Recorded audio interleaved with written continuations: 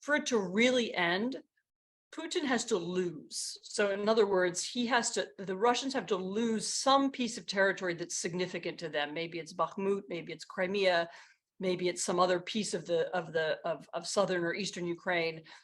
They have to begin to sense that the war is not winnable and that the war was a mistake.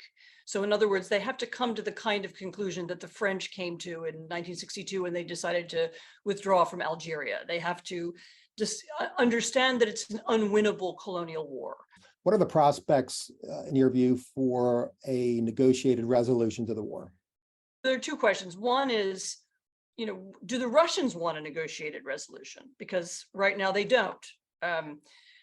So that's the first question. The second is, do the Ukrainians want one? At what point are they willing to stop fighting or give up territory? You could get a negotiated resolution. I mean, eventually there will be a negotiation of some kind. You could certainly get one after the Ukrainians have taken back a sufficient amount of territory, and the Russians then feel it's not worth fighting anymore, and the Ukrainians feel they've got control of most of their land and most of their population, because it's more about the people than about the territory. But you won't, as I said, you won't get to that moment until you have some sense of that the Russians have lost and the Ukrainians have won. There has to be some feeling on the Russian side that it's not worth fighting the war anymore. And the fear that a lot of Ukrainians have is that if the war ends too early, if there's an artificially imposed ceasefire, or if there's some kind of frozen conflict, for example, that leaves the borders where they are right now, that would just mean that the Russians would go home, regroup, rearm, and invade again, in another 2 years. And so one of their goals in carrying out the current counteroffensive and continuing to fight is to, again, convince the Russians that it's not worth doing that the war is going to end, and that Ukraine is going to remain a sovereign country, and that it's not worth it. The Russians won't be able to achieve what they think they're going to achieve. Counteroffensive is extremely hard for me to measure. The Ukrainians were very, very confident about it in March when I was there, and I talked to quite a wide range of people, including in the military and in the defense ministry. It's clear that the Russian defenses, including the minefields, have been harder to breach than some expected.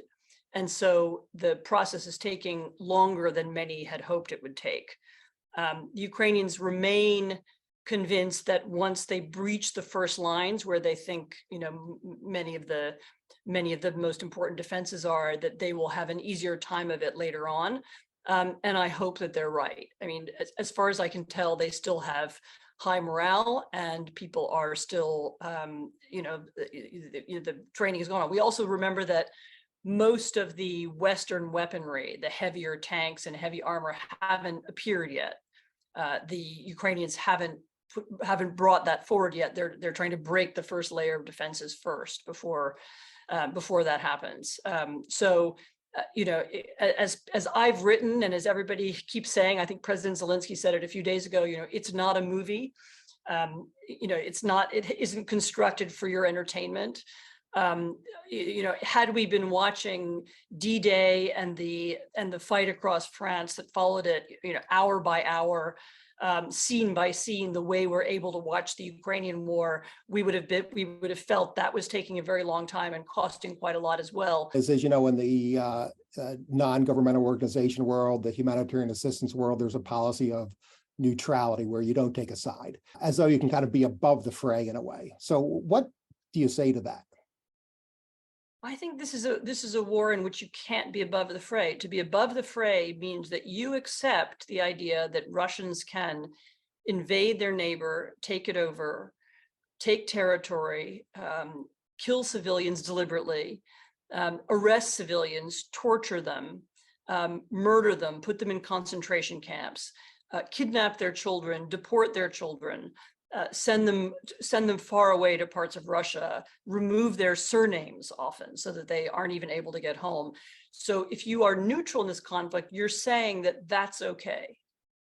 And the only way to end that, this kind of horrific behavior, unprecedented in Europe in the last 60, 70 years, the only way to end it is for the Ukrainians to win and for Ukraine to fight back. And so by helping Ukraine fight back, you are creating the possibility of a better Europe and a better world, and even of a more lasting peace.